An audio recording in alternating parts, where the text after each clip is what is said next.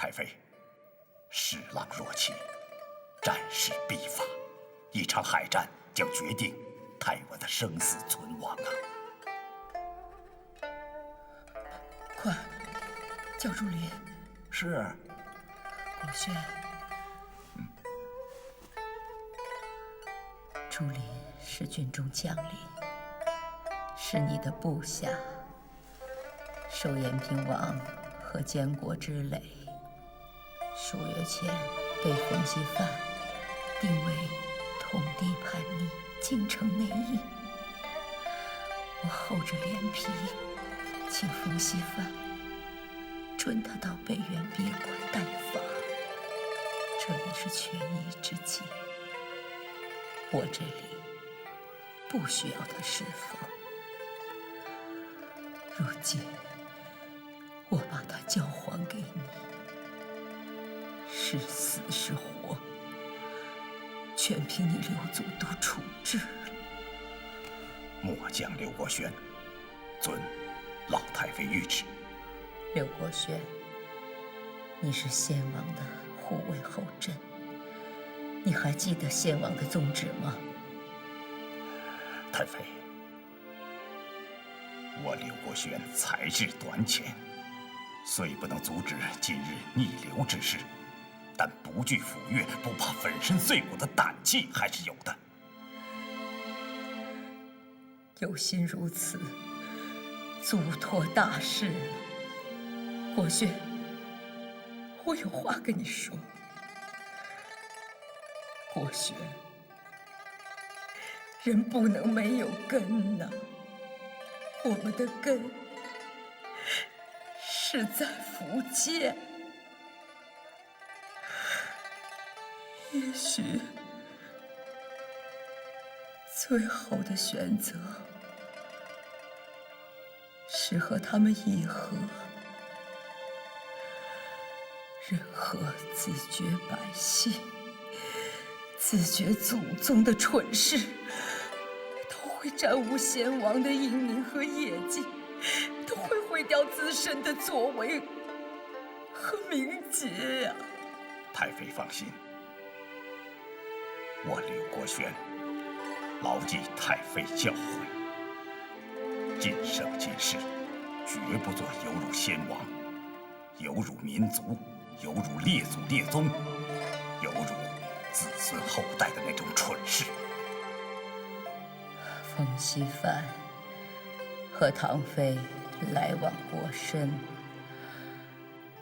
他们意图挟持客爽，自立乾坤，为祸不小。能够收拾残局的，只有你一人。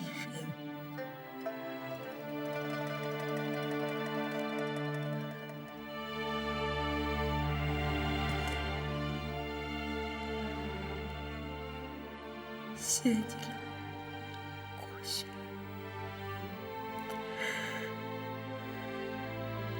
台湾的未来由你来决定。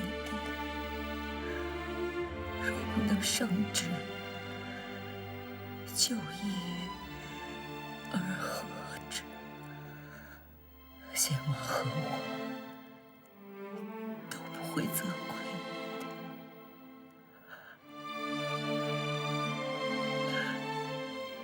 我只有靠你了。我想你不会辜负先王对你一忠之心。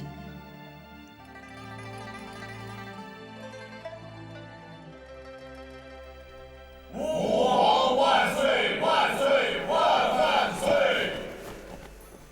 平身。谢皇上。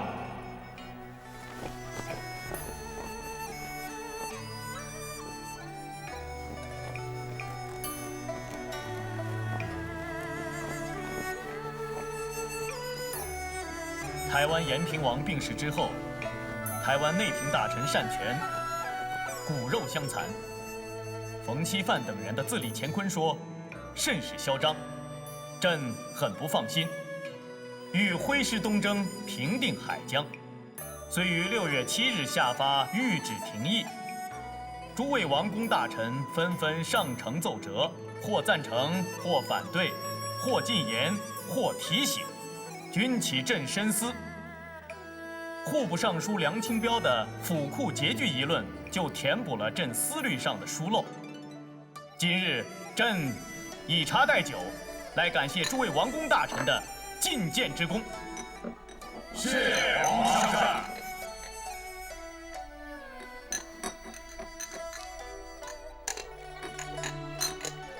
不过，有一份奏折，却写得极为新奇，极为特别，朕百思不得其解。故此今日朕把它带来，愿与诸位爱卿共赏，请。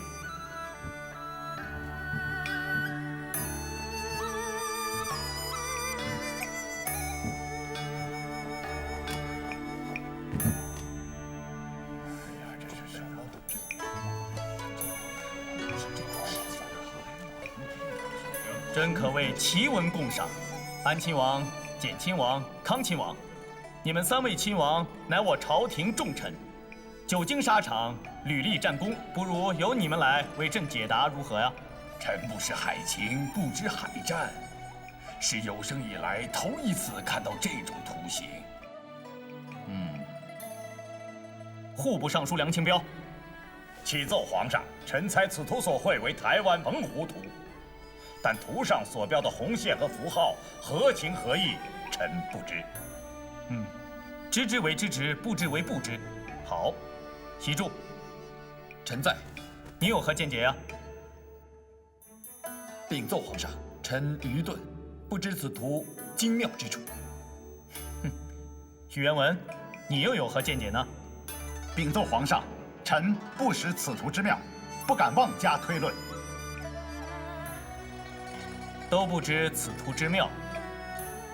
好，将海疆图作为奏折，也算是一种新奇的尝试。过一会儿就该由内大臣施琅，你来替朕解释你自己的这份无字奏折了。倘若解释的切实服人，朕就会重重赏你；倘若解释的荒诞离奇，朕可要重重的罚你。臣知道。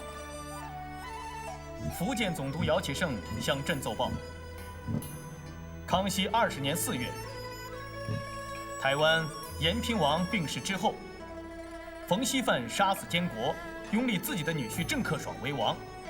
这海贼在台湾本已是强弩之末，如今更是实力大减。今日朕把诸位爱卿都招来，召开此次听证会，就是想请你们拿出一个切实可行的章程来。皇上，臣以为，海愤一日不静，则民生一日不宁。时下3藩之乱已平，海晏波清，府库充盈，加之台湾海贼贼势日衰，眼下正是彻底解决台湾心腹大患的良机呀！皇上，台湾是界险之极，确实有人喜欢把它夸大，说有了台湾就可以增加税赋，没有台湾，那饭碗里也少不了几颗米粒儿。兴师动众，劳民伤财，到底值不值得？如今天下刚刚太平，只要严刑海禁，严防海贼窜扰也就是了。臣对台湾的攻略主张，已在《编换易经书》和其他奏书中所陈明。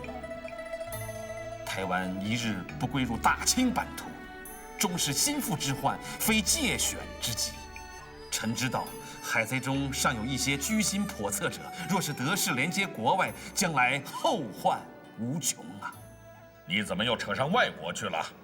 据臣翻阅《史记》考察，自明代以来，先后有荷兰等外国人侵占过台湾。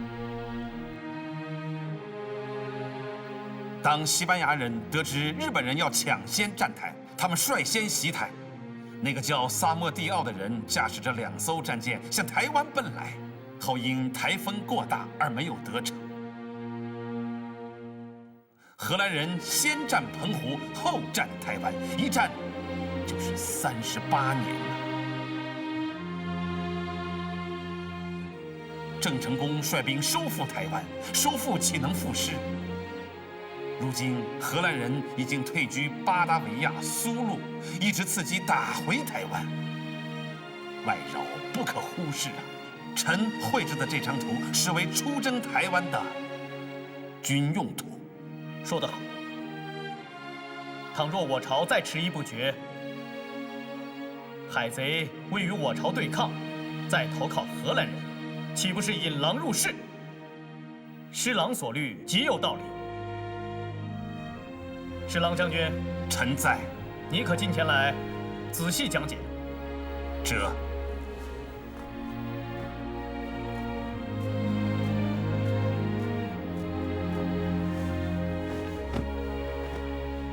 平身。谢主隆恩。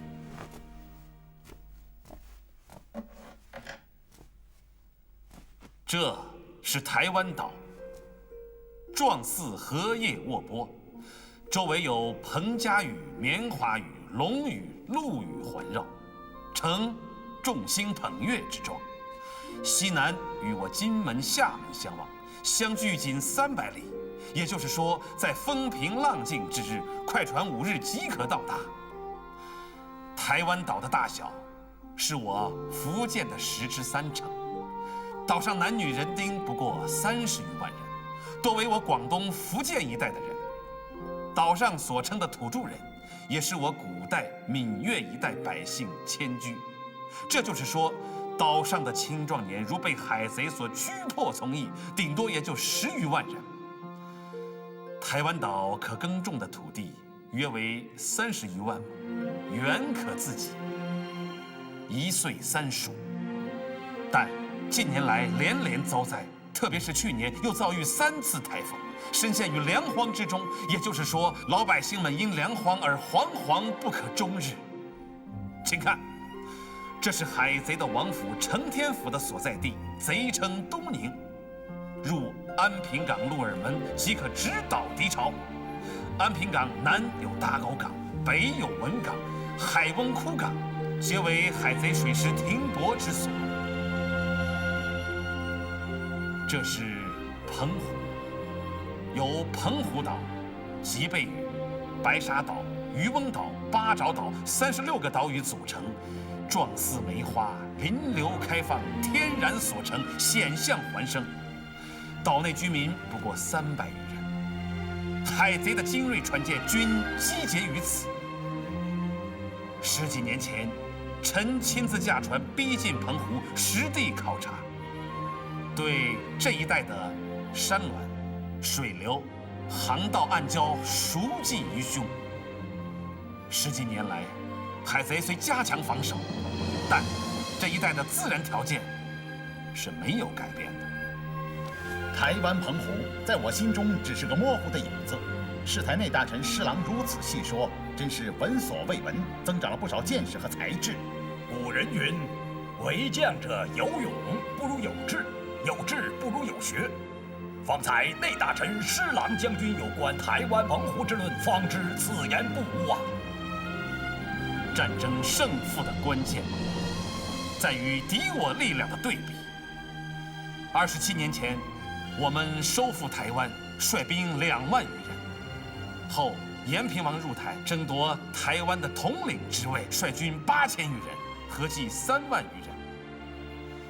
经过10年的修身养息，延平王参与3藩之乱，台湾官兵几乎倾巢而出，号称10万官兵，实则不过6万；号称战舰1000艘，不过500余艘。8年战争，康亲王主持福建军务，实施剿抚并用之策，战绩辉煌，差点使海贼全军覆没。目前海贼官兵不超过10多万，战船不超过200艘，是海贼历史上最没落、最困难的时期。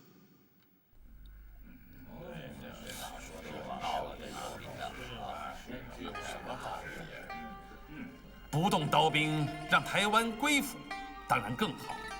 我们不是没有招抚过，赖塔大人曾开出过最优厚的条件，收效甚微。知道这是为什么吗？施大人，他们这是看出了我们兴师征讨的决心不大，才依靠汪洋大海来对抗。是，不是不可以抚，但抚要有个条件，必须大兵压境，以战逼和。这就是我提出因剿御府的本意。因剿御府，关键在于剿字，要以剿逼和，以剿挫服，造成大兵压境的强势，使他们胆战心惊，他们才会坐下来和我们谈判，他们才会老老实实的投降。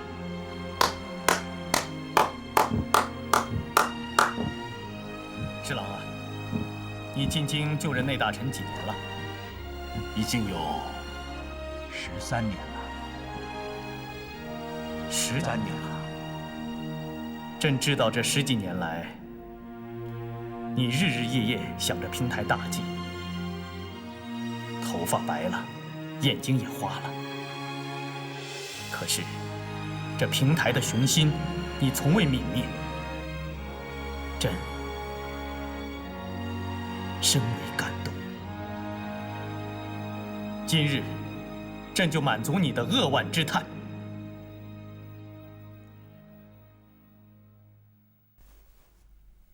内大臣施琅听旨，臣在。任命你为福建水师提督，免去万政色福建水师提督之职，改为陆路提督。各位大臣，你们觉得有何不妥吗？启禀皇上，10几年前，施琅就是福建水师的提督，10几年后赴任，似因加衔，格外施恩。说得好，那就任施琅为右都督，充任福建水师提督总兵，封太子少保衔。谢主隆恩。施爱卿，请起。你一到福建，当会同督府提同角，切勿辜负朕之殷切期望。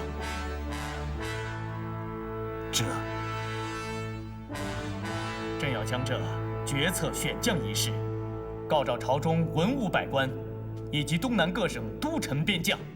保和殿大学士李卫，臣在。你来代朕拟旨，请皇上谕示要点。今诸路逆贼均已消灭，子以舰载舟船歼灭海贼。朕绝不允许台湾自立乾坤，绝不允许台湾自立乾坤者分裂我大清疆土。朕决定行因剿御府之策，以战求和，以战逼和，顺应黎民百姓骨肉团聚之心，完成我山河一统。施琅系海上投诚，曾任福建水师提督，熟悉地利、海情、敌情。现任右都督，充任福建水师提督、太子少保衔，行因剿御府之策，当训练水师，谋划进军方略，进取澎湖、台湾。福建都城边将，拥护因剿御府方略者留用，反对因剿御府方略者就地免职。兵部、吏部当竭尽全力节选智勇兼备之士，以备后用。切勿误时误事。福建都城边将将调整完成之日，即施琅启程前往福建之时。施琅一到福建，当会同将军、总督、提督、巡抚共同商议，定期统领州师，进军澎湖、台湾。吾皇万岁！万岁！万万岁！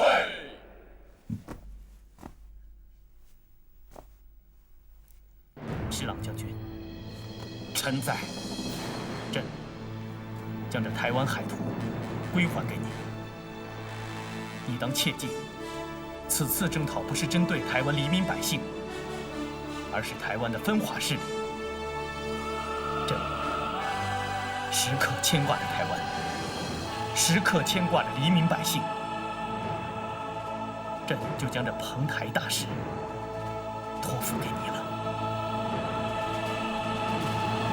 多谢皇上，臣愿肝脑涂地，万死不辞。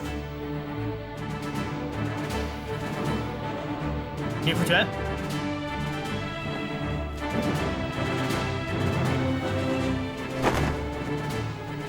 侍郎，朕今日授你这面红旗，你当使它在台湾岛上高高飘扬。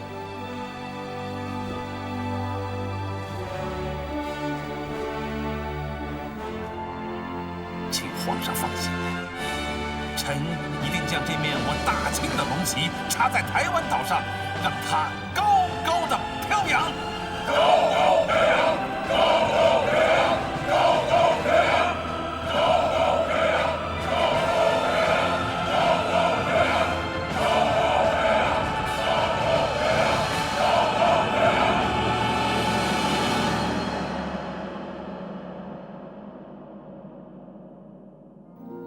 父亲，儿请求随父出征。儿虽不能出海杀敌，但帮父亲做些文书事务，还是可以胜任的。父亲，父亲，父亲，我也需要经受战争风雨的洗礼呀。你身体弱，你的位置不在战场，在考场。明年是大考之年，万勿使父亲失望了。另外，家中的几个兄弟也需要你照顾。父亲，皇上在玉门听政中宣布您和群臣于8月16日晚进宫赏月，为父亲饯行，怎么突然变成明天的瀛台饯行了呢？也许情况有变化，不需执着不问，这是为臣为将之道。今日皇上任命宁海将军为驻闽最高军事统帅，可这个人是反对因剿御府方略的，而且反对的气焰甚为嚣张。在熟悉福建形势的满族将军当中，有几个不反对因剿御府的？拉哈达2年前由都统升为将军，他是有战功的。他虽说反对因剿御府方略，不过不同于康亲王杰书，不同于简亲王喇布，也不同于贝勒赖塔，更不同于那些仰仗绅士特权、横行霸道的王公。这样的人，还是较为容易共识的。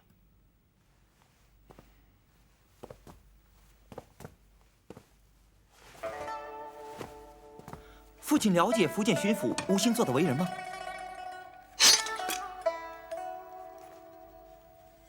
福建巡抚吴兴作也非常人呐。康熙15年间，他任福建安察使，清明廉洁，公正堪舆，赈灾济民，声誉极佳。康熙17年间，他任福建巡抚，战功卓著，甚得皇上器重。现时他又支持因剿御府方略，我们可以说是同心同德呀。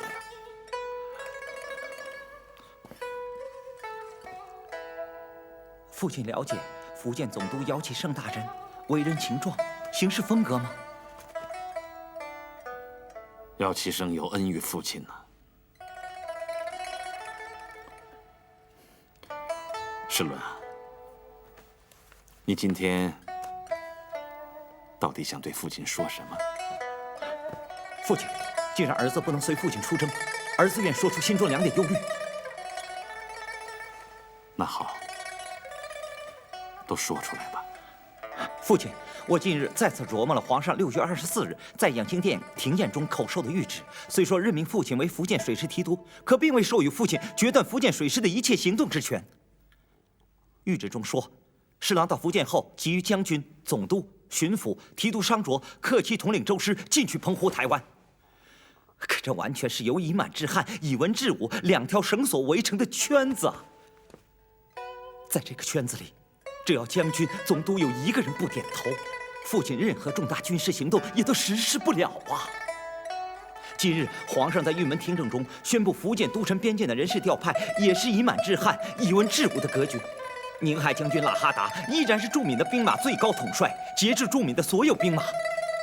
总督姚启圣的权威更是有所加强，仍然挂着兵部尚书的头衔。父亲如果在军事行动中与总督将军的意见有所分歧，父亲能按照自己的意愿决战决胜沿海江吗？儿子不忧台湾海贼猖獗，而是忧父亲在这以文治武、以满治汉的圈子里难以有所作为呀。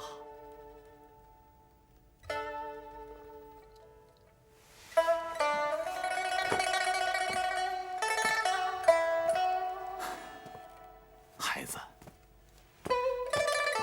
长大了，会盘根究底，会推断事物，会判断难易了。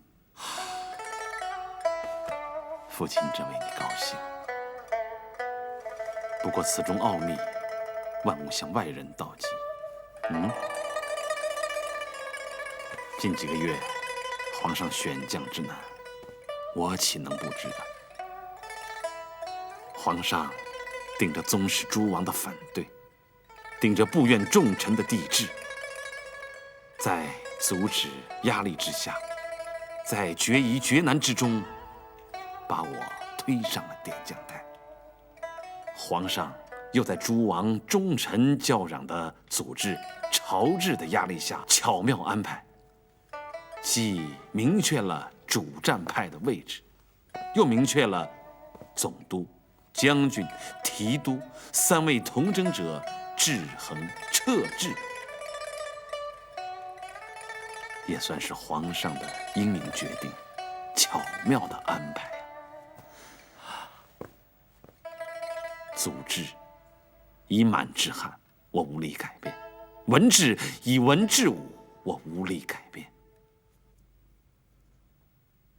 我只能在两条绳索的包围圈中，按照皇上文武互相合谋、文武相辅相成的预示，与那些将军、提督巧妙的周旋。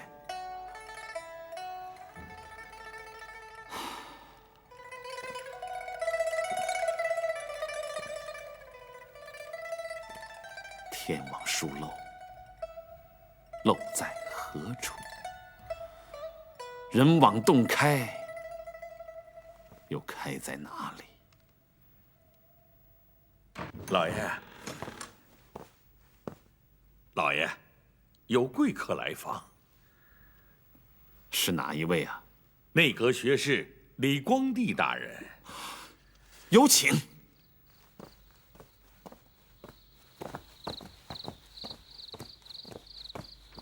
哎呦，安西才子李郎，施琅的保护神呐！哎呀，入夜闻知皇上瀛台践行的谕旨降临施府，光帝特来向施大人祝贺呀！先生驾临，蓬荜生辉，快书房叙旧，请。好，请。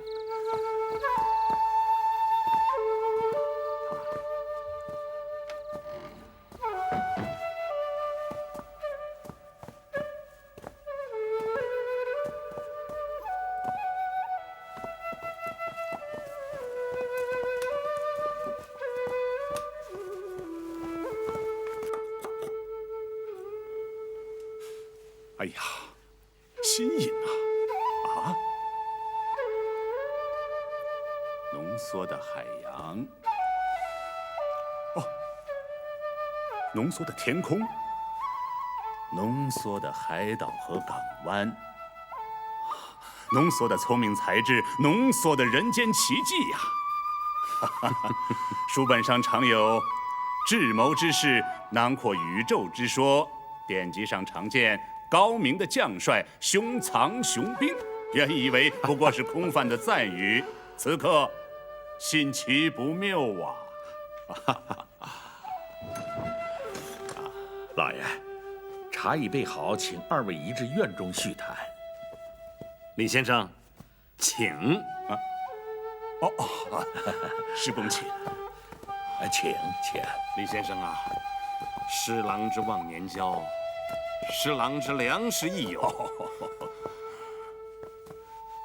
今夜愿以浓茶代酒，喜迎师友到来，与李郎共醉今宵。多谢多谢，请。多谢施大人以故乡功夫茶款待呀！请。茶香醉人心脾，故乡温馨之情早已布满施大人的书院了。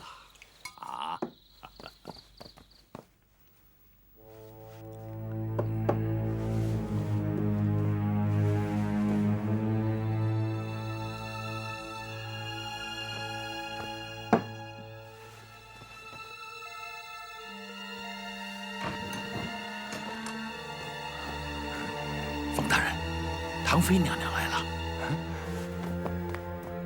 快进，快进。去，到外面守着。好。你怎么来了？怎么这么不小心，让人看见怎么办呢？出大事了，我一时情急，顾不了那么多了。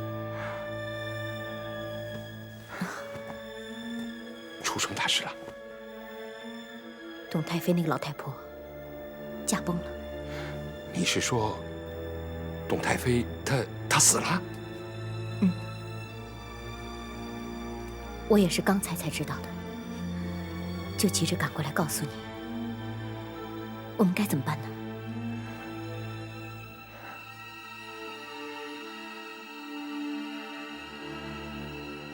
好，死得好，以后你就伟大了。可是，我怕我驾驭不了刘国轩他们会服我吗？怕什么？有我呢。你唐妃坐镇，我来打前锋，看他们谁敢不服。死的真是时候啊！明天我召集众臣，先立你的位。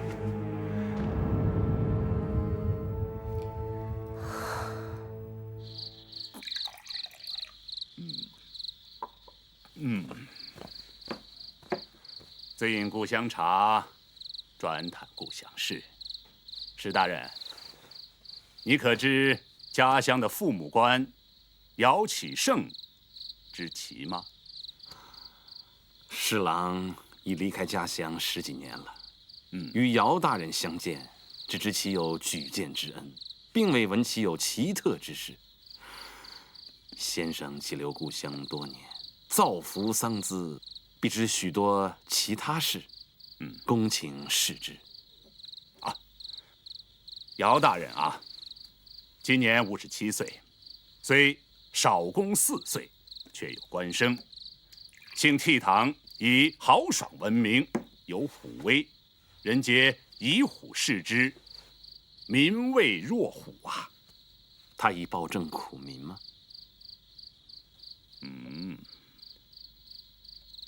以酷刑炼狱吗？行事专横吗？施公啊，蜀光帝浪言则公啊！施公敬民若父，爱民如子，怎么一提到民畏若虎，就心情紧张啊？心肠太软了，此谓非仇畏，乃敬畏也。施大人啊，姚大人若虎，天性使然，你信其否呢？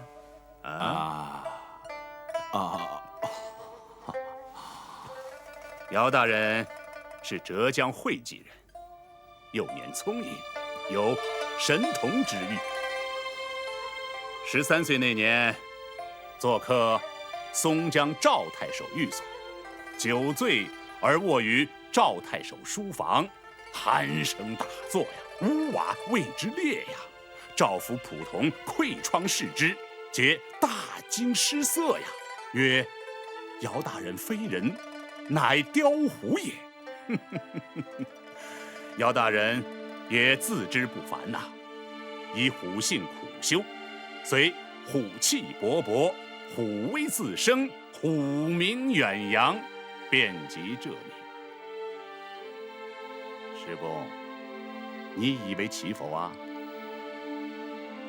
是其而有序，其而可嘉呀。不过以施琅看来，他倒像是以文人如是，非胡也。姚志台之旗，还旗在仕途的发端。明崇祯15年，姚大人以诸生知通州事，使通州豪绅黄某以皇气之威横行乡里，残害百姓，衙役不敢进，百姓不敢言。姚大人闻之，扑黄某当众审讯，杖而杀之，并赎黄某罪状于知府门前照壁上挂印弃官而去。年仅18岁。师公，以为其否？这是2起，举止光明，举止磊落，现雕虎之志，展雕虎之威呀！姚志台之旗还旗在自信。康熙13年，耿敬忠响应吴三桂叛于福建，分兵进攻江西、浙江。姚大人单骑进入耿敬忠大营，说降耿敬忠，以此战功被皇上擢升为福建布政使。康熙16年，姚大人又先后以重金招降了吴三桂的大将韩大任和刘进忠，解除了福建两侧的威胁，迫使延平王退守金门、厦门。平定三藩之乱的数年间，朝廷各路人马云集福建，亲王、贝子、将军、都统各率所部，各逞其威，都是惹不起、难伺候的主啊！姚大人以纵横捭阖之才，居中周旋，从容周到，既能赢得康亲王、安亲王的青睐，又能得到贝勒的赏识，既能赢得将军的支持，又能赢得都统的敬重。巡抚、将军也仰其码头而行啊！如今福建的军政大权皆操姚志台一人之手，师公以为其否啊？7起，姚大人呀，7起，真能都提同心，相辅相成吗？若是姚大人能心诚相待，他的智囊黄信镇能容许施琅横插其中吗？他的亲将亲军韩大任、刘进忠、朱天贵，能甘心情愿听从我施琅的调遣吗？施大人，夜深了，该告辞了。师公啊，姚志台的7旗可以纵横观察，终不及施大人的天下大旗的澎湖台湾海域图可以纵横沙场。此乃施大人10几年的力血之作啊，足以感天地而动鬼神。望师公此去福建，与姚大人协谋合律，造福湘子，造福梨树，早奏凯歌。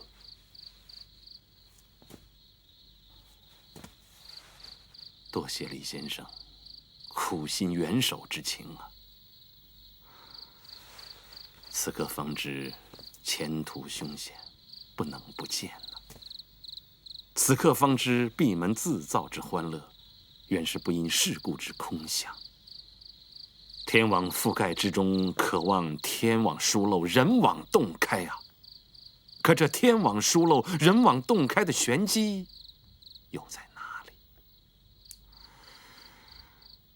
英台渐行在即，安西先生李郎此刻就忍心弃我而去吗？